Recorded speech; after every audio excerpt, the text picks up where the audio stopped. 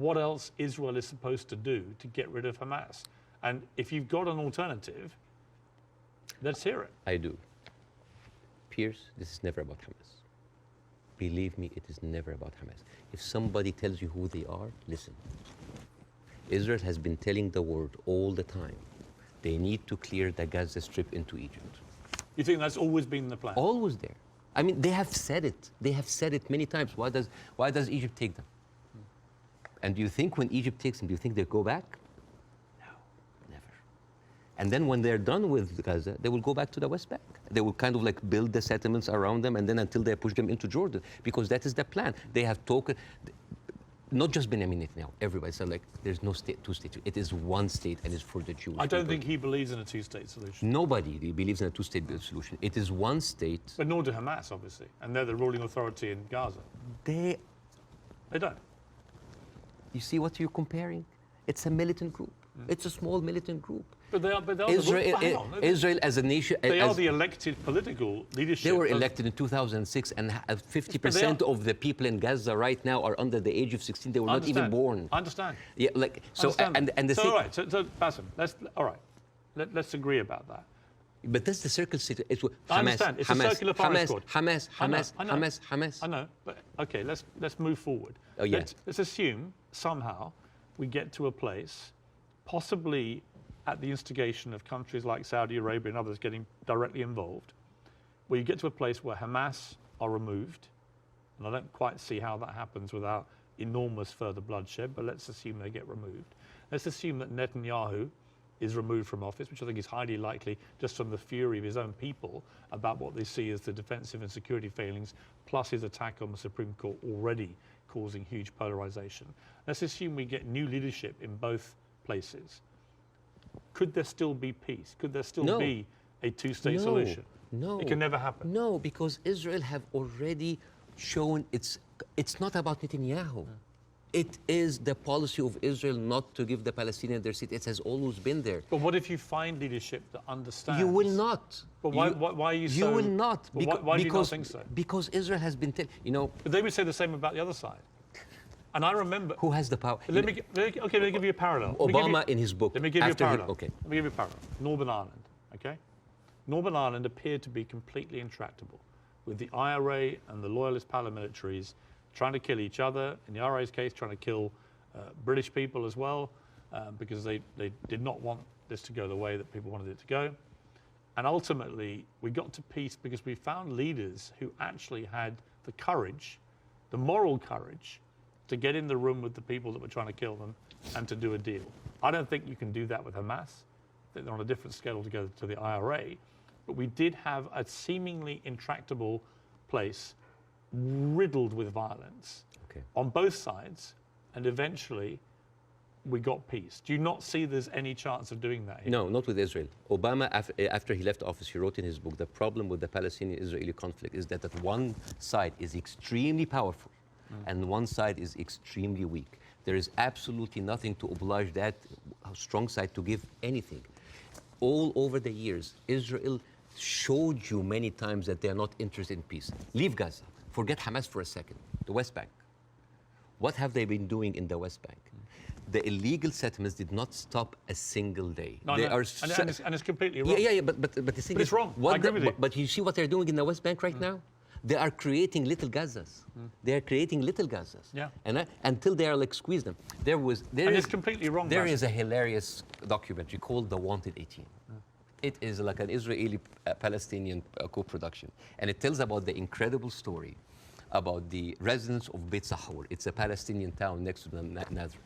And they said they don't want to depend on the milk coming from the kibbutz. So they bought 18 cows. 18 cows. And they didn't know how to milk the cows or have a cow farm. So they were like engineers and doctors. So they sent people to kind of like to learn how to do the farm. So they bought the cows and they started to produce milk and they started to sell the milk to the villages.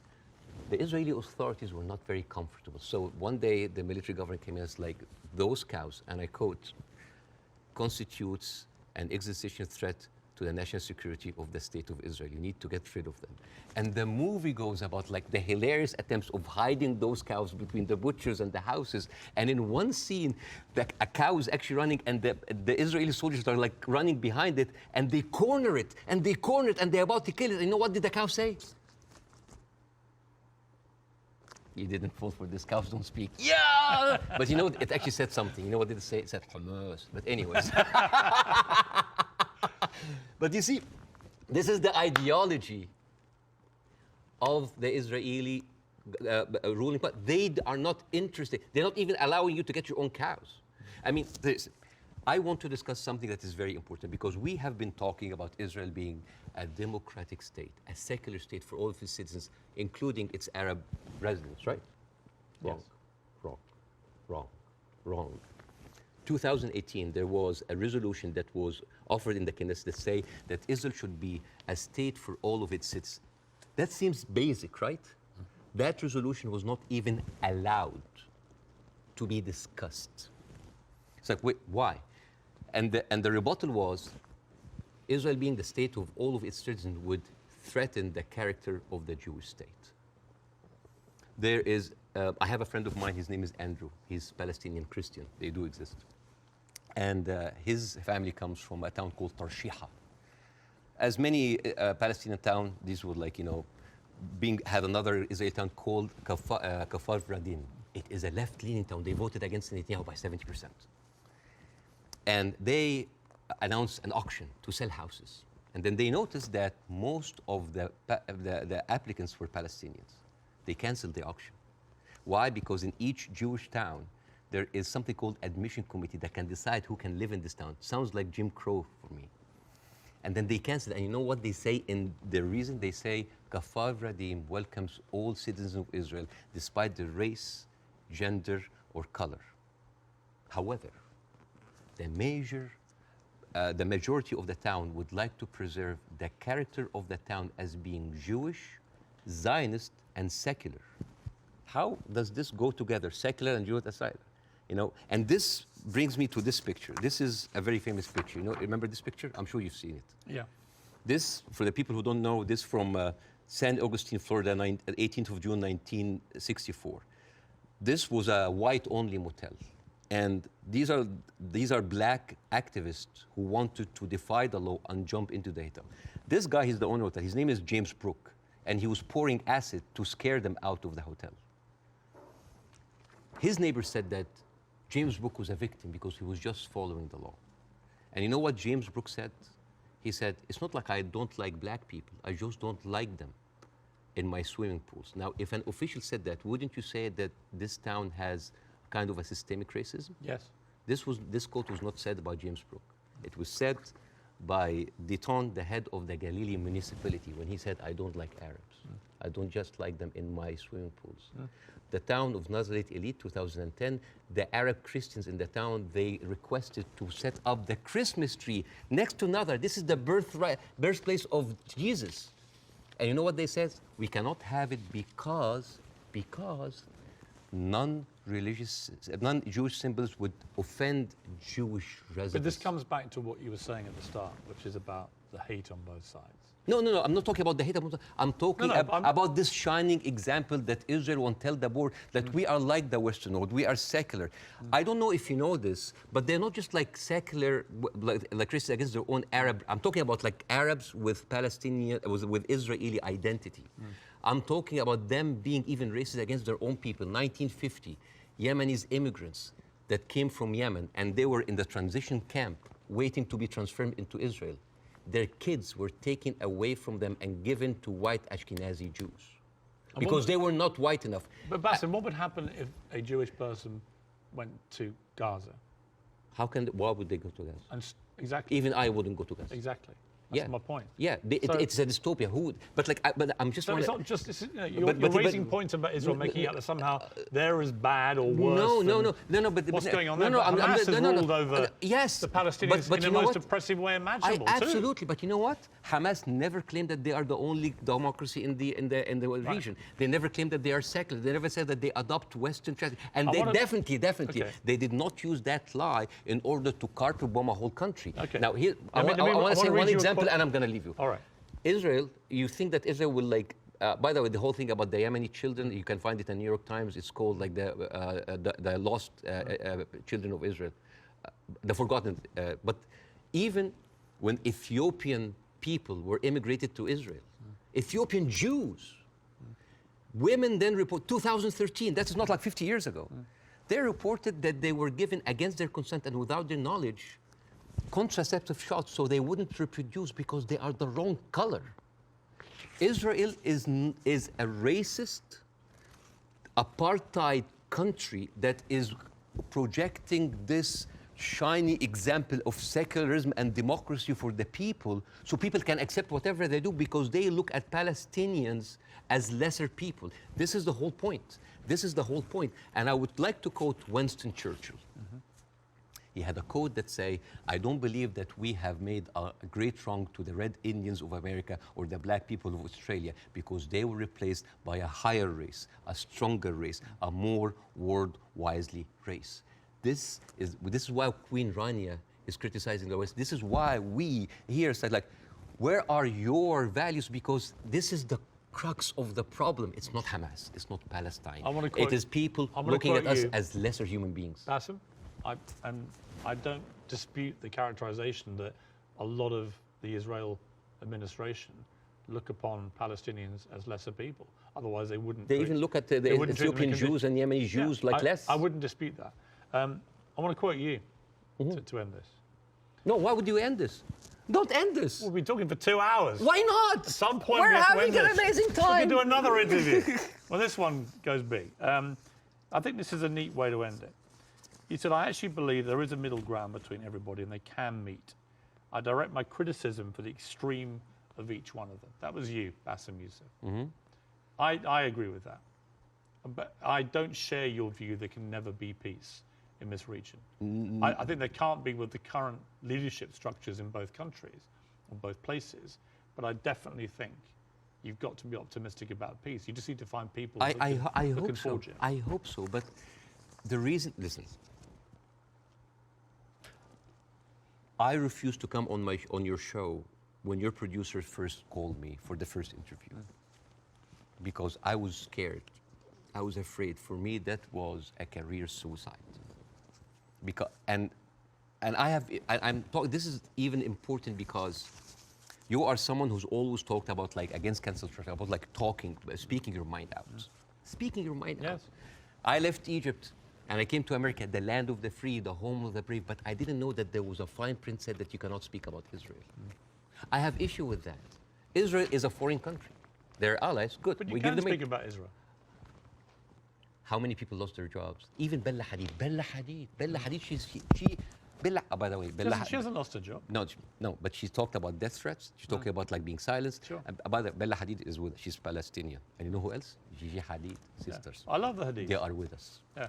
Anyway, so I know them both. They're very nice people. Yeah, but the thing is, if you are that high and you cannot speak about it, and it's not about. It's well, you can. You just have to. You can. I mean, I've spoken out about these issues, and you get shot at, not literally, but metaphorically, all day long on social media. But that shouldn't stop people from doing it. I'm just like wondering, as an American. You do? As an American, yeah. But like, I'm doing now because like the first interview went well. Right. I'm doing that because I want people to see that you can really speak up and not just get canceled, but get rewarded. My career is going fine. Yeah. It's great because I want people to have the courage. There should be no limits. I'm kind of like so confused as an American citizen why every American presidential candidate have to go and kiss the hand and bend the knees to AIPAC. This is a lobby that works for a foreign country interest. Why don't we have like a lobby for Saudi Arabia? It is they're giving us more money. You know the great thing? You can say that here. Yes. You couldn't say it in Egypt. That's why you're living here. Yes, but again, a lot of people feel the burn, the heat whenever they come down. If I was an American, I'd be going, oh, all right, Bassem, all right, we'll take the criticism because you can do that in this country. And I'm happy. When you criticize the government in your own country, yeah, they drove you out. Yes, and that's why I came to America, to play the white man's game, to actually to pass this acquired white privilege to my children. But the problem is, it's not just a country of white people. But here's the problem. And the white man's game, the game in America is not a white man's game. It's a game that actually has a democracy and believes in freedom But there of are speech. dog whistles everywhere. You're not going to be put in jail for this interview. Or I can lose my career and I can lose jobs, and you know that. You know could that. in Egypt, you could. No, here you can. In Egypt, they arrested you. Here you can. And they threatened you, and you would have probably ended up in prison or dead. Here, a lot of people lost their jobs because they spoke up. It depends what they say. Of course, but again, If you're Kanye West and you spew anti-Semitic no, garbage, I'm not. No, I'm, you're going to lose. I will never. You're going to lose what you have. I will never adopt that kind of point Right. of view. But the thing is, there is dog whistles everywhere. As I told you at the beginning, you cannot just say it's like anti-Semites. Like, I mean, now, how come that the Palestinian flag is outlawed? By the way, it's outlawed in Israel. If you raise the Palestinian, you go to jail. And now they're saying like the Palestinian flag is a pro-Hamas. No, it's not a pro-Hamas. You know, I was doing a comedy show in Arizona, and a guy was like wearing like a kufiya, like a scarf, and I took it, and I'm not like in hyperbole and like wearing symbols, but I just took it because like, why are we gonna outlaw colors and flags? That is absurd. That is not right. I agree. I don't think you should, but you should certainly outlaw Hamas. They're already outlaw. I mean, I'm not supporting them. They're a terror group. Okay. But the people with the power, the people who supposedly have the... And you should, by the way, I will say this, you should be able to criticize the Israeli government without being accused of being anti-Semitic. But I have in this interview repeatedly, and I'm not anti-Semitic. I just have a problem with all of what the Israeli government's been doing. And I have a problem with how any criticism to Israel by some circles here are considered anti-Semite. This is not fair. But a lot of the people doing it are actually anti-Semitic. Yes, but also a lot of Zionists are against Israel, that they hate the Jews. You know, We've discussed that. I want to end on a happy. But before that, I want to just like say 2 words about the media, which is, please. Sure. Mr. Zomlot, the Palestinian ambassador that you have, this guy lost 6 members of his family in an Israeli strike. And when he went on like some British news thing, he sat down and the lady told him, it's like, we are very sorry for your personal fun. I'm sure you don't condemn the killing of Israeli civilians. What? In the same moment. There's another girl like called Yara Eid. She was like on Sky News. And the girl was like crying, like, I lost 30 members of my family, 17 of them are children, I lost my best friend. And then, what did you think would happen forget about empathy. I think a lot of people... What about manners? Well, I think you have to start... I've said this repeatedly. You have to start from a place of humanity. You have to look at what happened on October the 7th and feel utterly outraged and disgusted for the loss of human life. Yeah. And you also have to feel that for what's happening in Gaza to innocent people. But and if you can't feel for both sets of people, both sets of innocent people being killed, if you can't feel a sense of despair and horror over their deaths, you don't have any humanity. Believe me, Pierce, it's not really about that. There's a deep sentiment in the Middle East, in Arabs, that the West do not look at us as equals. Well, you know what? So what I did, I went to the machines. Yeah. And I asked ChatGPT simple questions. Do Israelis deserve to be free? And you know what they tell me? Yes, Israelis deserve the right like any other people. And then I asked the same question, do Palestinians deserve to be free? And you know what they tell me? It is complex. It is a sensitive issue. Well, it's not complex. It's not sensitive. The Palestinian people should be free. Yeah, but even the machines have... Let me finish. And they should have exactly the same rights to freedom and freedom of expression and a way to lead their lives and to water and to power and to internet that Israelis have and we have here in America and we have back in my home country of the UK. And I want that for the Palestinian people. We've got to end it there. Okay. Mainly because I've worked up a hell of a hunger in 2 hours of interview, and you have brought your wife's cooking. So tell me again how I do this. Okay, so basically... Take a piece of this, put it in the olive oil. Yes. Which is from the West Bank. Yeah, from the West Bank. And then a little bit of this. Yes. Like that? Yes, yes. This is like amazing oil coming from the olive tree. This has come from the West Bank. Since 1967, Israel have actually uprooted 800,000 olive trees, just to... That is absolutely delicious. I know. Please thank your wife for me. Thank you. Wish her all the best and her family, particularly those who are obviously in Gaza. It's been great to see you. Thank you so much.